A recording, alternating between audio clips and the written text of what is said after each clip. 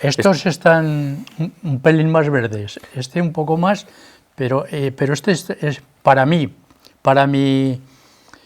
Para tu gusto, que este está ya para comer. Para mi gusto y para mi técnica y lo que yo he conocido, este está más maduro que alguno de estos. Estos que se colgaban, ya están también. Que se colgaban en aneas, también se colgaban más verosos, más verdes, hombre, para que aguantaran más, no tan maduros. Para que aguantaran había que colgarlos sin dar ningún golpe, había que tratarlos pues como a tu madre, mejor que a la novia.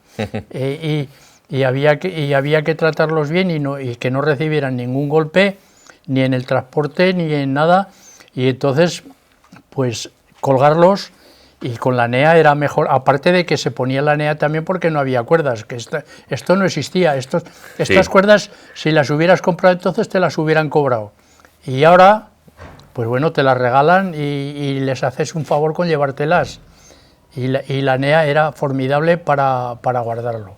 Eso era extraordinario. ¿Y de estos, cómo sabrías tú cuál está ahora para comer o más maduro o cuál se puede aguantar más tiempo en la NEA? Hombre, pues se podría aguantar, por ejemplo, claro, también es el gusto de cada uno.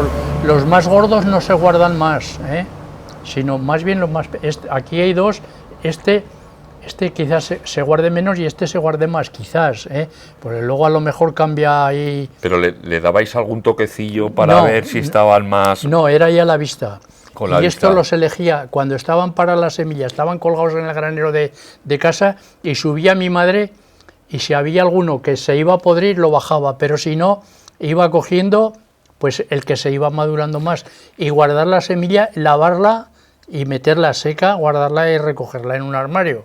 Así es como se guardaba. Y del melón blanco y el verde, yo tengo entendido que se apreciaba más el verde que el blanco, ¿no? Sí, aquí en Torres. Sí, pero eso tampoco te lo puedo decir porque es un poco cuestión de gustos, de opiniones, como el que le gusta más el Madrid o el Barcelona. Pues a los catalanes el Barcelona. ¿Y qué se cultivaba más, del verde o del blanco? Del verde. Del verde mucho más que del blanco. Del verde mucho más. Y aquí se degeneró un poco porque empezaron ya la gente buscando semillas que maduraran antes para coger unos días que no había melones en el mercado y vender aquellos. Y había alguno que decía, yo ya tengo el dinero aquí. Coño, pero nos ha fastidiado a los demás, porque se está desprestigiando el melón de Torres. Y eso pasó. Eso es porque metían variedades más tempranas, como el que llamaban, el que llamaban caliente, me parece que se llamaba uno. El caliente, el piel de sapo, el chavo. El chavo, había...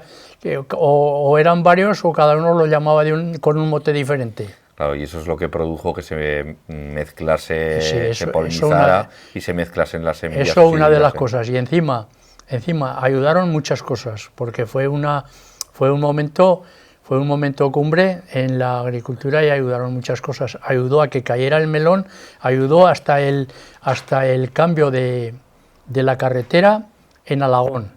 Que se vendían muchos melones de Torres, y ya dice el refrán, se criaban en Torres y se vendían en Alagón. Así era, y en Cabañas también, que también había. Y cuando desviaron la carretera nacional de Alagón por fuera, entonces pegó un bajón enorme aquello, sí. ¿Y por qué más crees que desapareció el cultivo del melón? Hombre, pues empezó emigración de obreros a Francia a trabajar la remolacha, el tractor no solucionaba ningún problema en el melonar, sino que lo único que solucionaba era labrarlo gordo, pero luego la crianza era una hortaliza delicada y con herramientas manuales y pequeñas. ¿Y por problemas con el agua de riego, del suelo, de plagas? No había. Y al final empezó a haber plagas. Sí, eso fue otra contraria, esa fue la penúltima ya.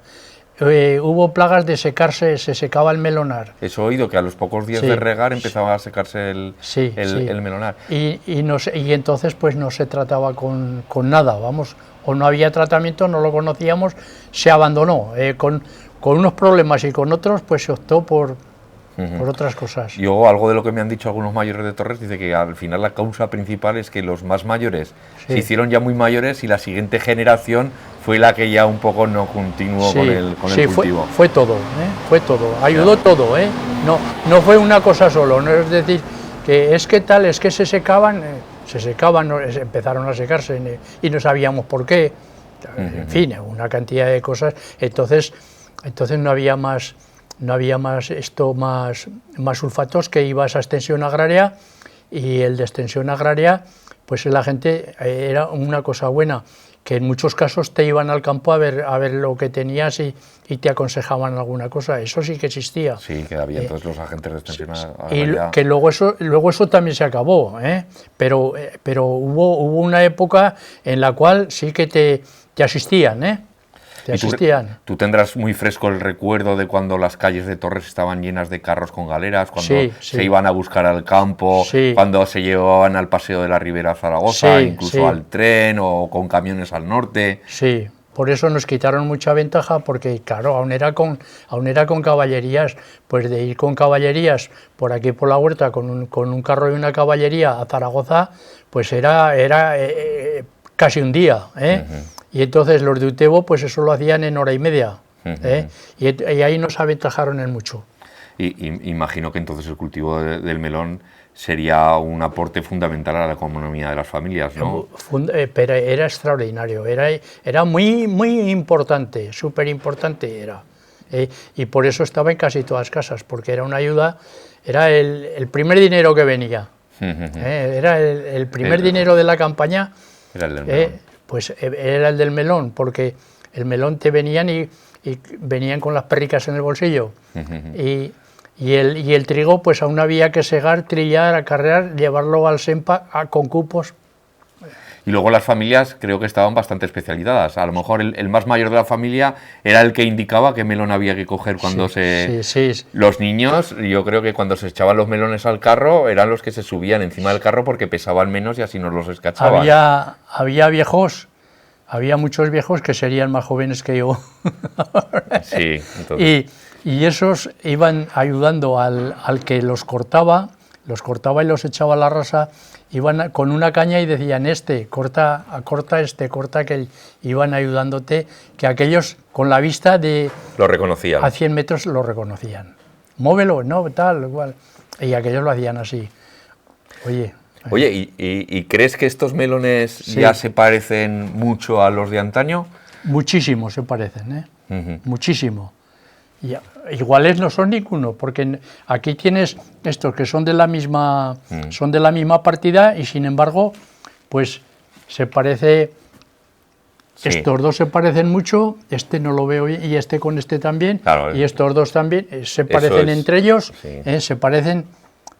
Pero que cada uno es distinto. Sí, es distinto. Eso es la diferencia con las variedades comerciales, que son casi fábricas del mismo producto idéntico, y las variedades no comerciales, pues que cada uno es diferente. Y aquí era y es una tierra en la cual tenía salero y cojones para criar todos iguales, porque no había fallos en... ¿Y del pueblo, en qué parte se criaban los mejores melones? Los mejores melones en la tierra un poco dura, o sea, en Garfilán, en parte de aquí entre esto y el río, no en todas, no en las orillas del río, en la tierra arenisca no, sino en el Prado tampoco, en la tierra fuerte, tierra de, que en Garfilán, en Tremuel, tierra fuerte. Tierra de corazón, que decían. Y sin embargo también he oído que en la zona esta de los Prados como que se criaban un poququín más pequeños, pero eran más sabrosos, he oído decir. Y no sé si sería por el... No, más sabrosos no, eran más pequeños, más sabrosos no. No era tan bueno, o a menos... Y en la Ribera del Ebro, que es más arenoso, sí que he notado que no, o sea, o lo que me han comentado es que no eran tan buenos los melones. No eran tan buenos. Y una cosa, y es importante, se guardaba el estercolero, la femera, para echarlo a los melones. No veían nitrato ni veían nada. Solo con el estiércol de la... Con el estiércol aquel tuyo de casa, de tu casa. Se llevaba a un campo, se amontonaba, allí se iba reservando para, en el mes de abril, gastarlo en el melonar. En el mismo estiércol, que algunos incluso enterraban la simiente para acribillarla en estiércol. Exacto, así era. Sí. Pues nada, oye, mira a ver qué melón de estos crees que está para comer ahora. Joder, dame uno bueno para echarte las culpas a ti si sale malo. Elígelo tú, elígelo tú. No, a mí cualquiera. Elígelo tú. No, esos son todos buenos. A mí este me gusta. ¿Ese te gusta? Sí, pues bueno. Me gusta y este también. Pues... no, pero esto, que no es por más grandes, este me gusta. Pues, oye, pues si me lo das a mi gusto, te lo doy a tu gusto y ya nos contarás si está rico y está bueno, ¿vale? Oye, pesa como hierro, ¿eh? Pesa como hierro.